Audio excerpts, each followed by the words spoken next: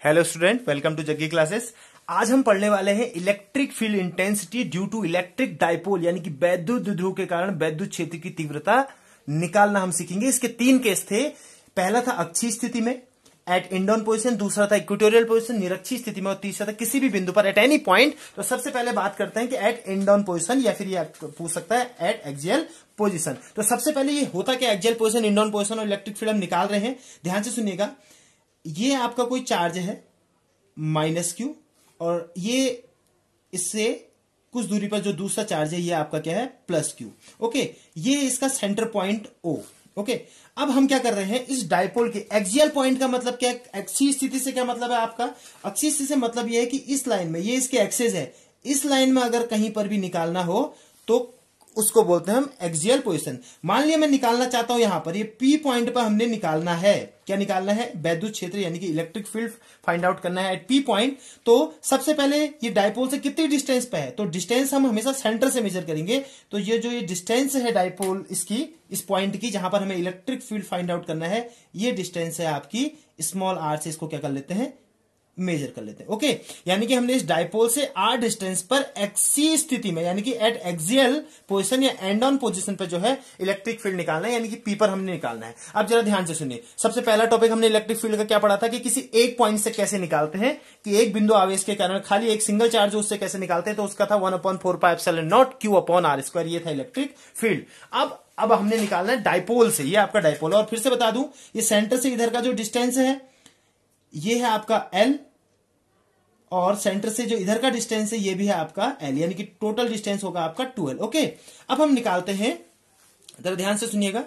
सबसे पहले electric field due two plus Q charge,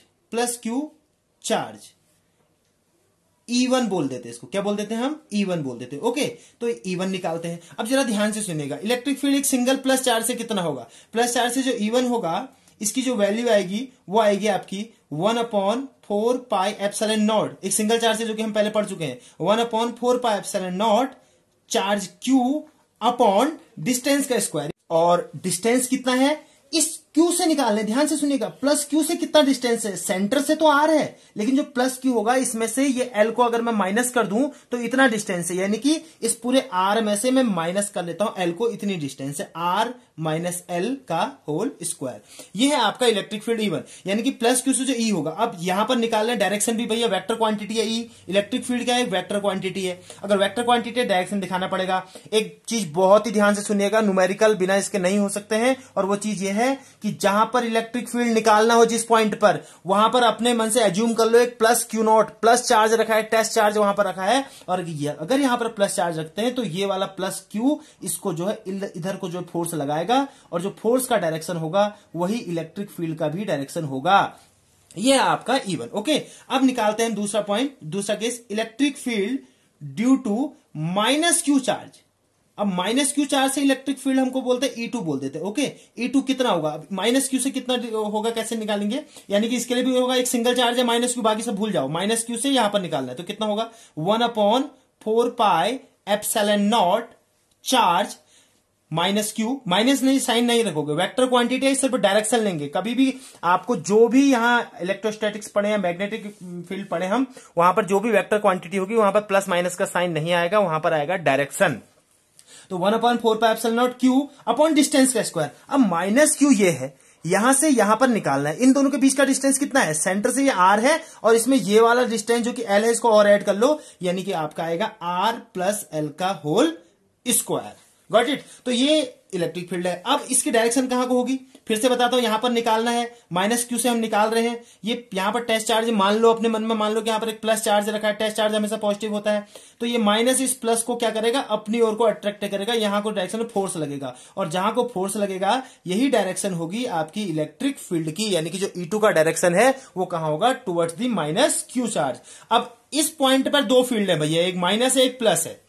okay, तो नेट इलेक्ट्रिक फील्ड कितना होगा, net electric field at point P बिंदु पर जो नेट इलेक्ट्रिक फील्ड होगा at point P is E, और ये E कितना होगा, नेट इलेक्ट्रिक फील्ड कितना होगा आप खुद समझ लो। ये दोनों वेक्टर क्वांटिटी हैं। आप ऐसे करके समझो, अगर यहां पर एक बॉक्स रखा गया है, अगर कोई इधर को इसको 5 न्यूटन से खींचेगा और इधर को कोई 3 न्यूटन से खींचेगा, तो हम ये बोल सकते हैं कि इधर को इसने कितने न्यूटन से खींचा, 2 न्यूटन से, क्योंकि 3 से 3 कैंसिल हो जाएगा। क्यों फोर्स में ऐसा, क्योंकि फोर्स भी वेक्टर क्वांटिटी, यानी कि हम क्या करेंगे, जो यहां पर आंसर आएगा वो आएगा एक माइनस दूसरा, यानी कि जो आपका फाइनल इसमें आंसर आएगा वो आएगा आपका E1 माइनस E2। बड़े में से छोटा घटाओ भैया, E1 ज्यादा कैसे हो गया मैं बताता हूं। यहां पर निकालना है नजदीक में, जो नजदीक इलेक्ट्रिक फील्ड होगा ज्यादा होगा, डिस्टेंस बढ़ेगी तो इलेक्ट्रिक फील्ड क्या हो जाएगा, कम हो जाएगा। ऐसे भी समझ सकते हैं और ऐसे भी समझ सकते हैं। R माइनस एल और अपॉन में है R प्लस एल, बाकी सारी चीजें सेम है। कभी भी अगर डिनोमिनेटर में अपॉन में अगर छोटी चीज जो डिवाइड कर रहे हैं तो आंसर बड़ा आएगा, बड़ी चीज से डिवाइड करेंगे तो छोटा आएगा, यानी कि आपका E2 जो छोटा होगा, यानी कि E1 माइनस E2।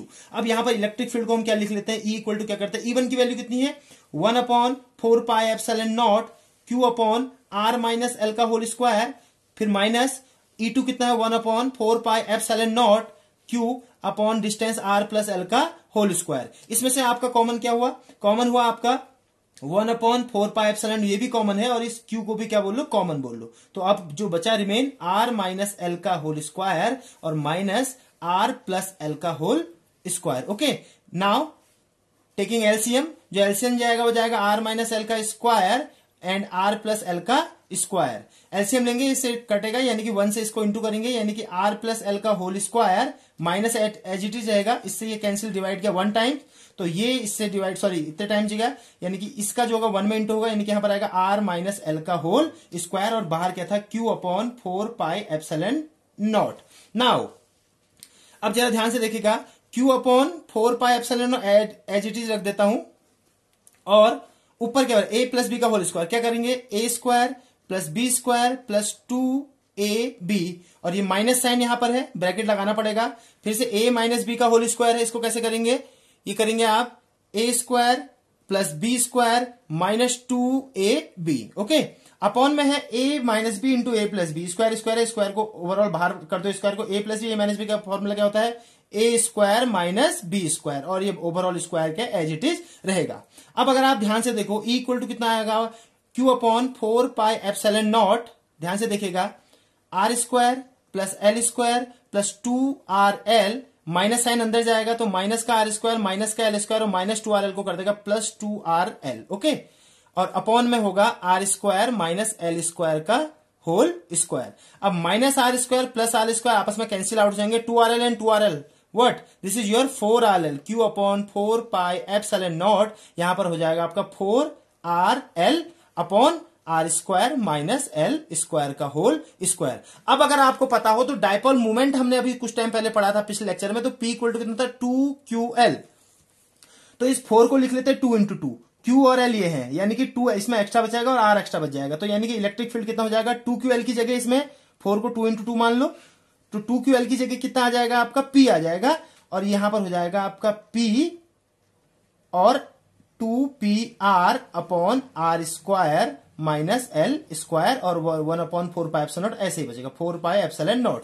इसको और अच्छे से लिख लेते हैं हम, ये हो जाएगा E इक्वल टू हो जाएगा आपका 1 upon 4 pi epsilon not 2PR upon R square minus L square का होल स्क्वायर। ये है आपका कंप्लीट डेरिवेशन इलेक्ट्रिक फील्ड का, उसके किसी भी अक्षीय स्थिति में इस पॉइंट पर कहीं भी अगर आपको निकालना है। अब एक बात ध्यान से सुनिएगा, अब यहां पर एक केस लगा देते हैं, इफ अगर जो ये लेंथ है, ये जो इनके बीच का, क्योंकि ये बहुत ही स्मॉल डिस्टेंस है, तो ये जो सेंटर से डिस्टेंस होगी और भी कम होगी, यानी कि अगर आप एल को बहुत छोटा मान रहे हो किससे, आर से, तो जो एल का स्क्वायर है ये और भी छोटा हो जाएगा किससे, आर स्क्वायर से, तो हम एल को क्या कर देते हैं, नेग्लेक्ट कर देते हैं। यहां पर अगर हम ऐसा करते हैं तो हमारा जो इलेक्ट्रिक फील्ड आएगा वो आएगा 1 अपॉन 4 पाई एप्सिलॉन नॉट, और अगर ऐसा करते हैं तो ध्यान से सुनिएगा, अगर हम एल को नेग्लेक्ट करते हैं तो नीचे आर स्क्वायर का स्क्वायर, आर की पावर 4 होगी और एक ऊपर आर से नीचे का एक आर कैंसिल होगा, तो नीचे बचेगा आर क्यूब, यानी कि आंसर होगा 2p अपॉन आर